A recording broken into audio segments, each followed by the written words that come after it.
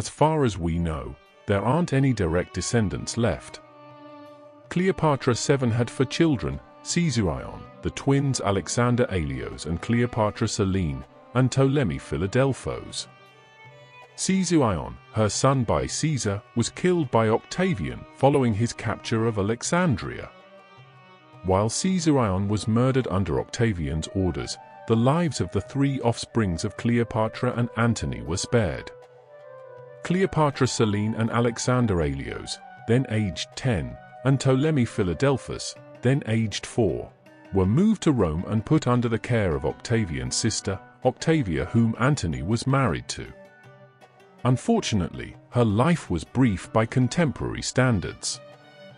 Historians point that she died in childbirth around age 35, either in 5 BCE or 3 BCE, and then continues the narrative with an incisive analysis of Cleopatra Selene's legacy upon the Second Ptolemaic Dynasty she created with Juba.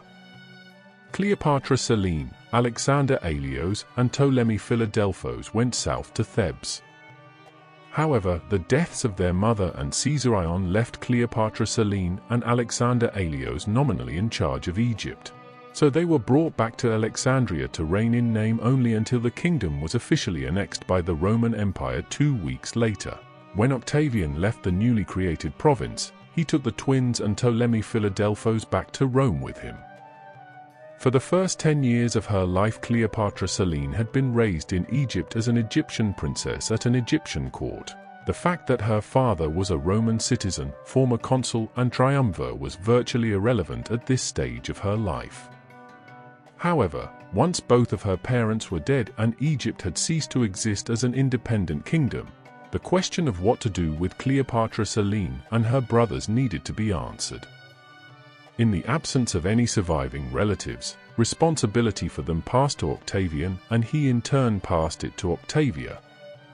The children lived in Octavia's house on the Palatine Hill in Rome as members of an extended family that included their half-brother.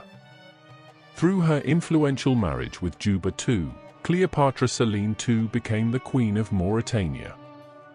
The exact circumstances of Cleopatra Selene II's death are unknown, but it is likely that she died of natural causes.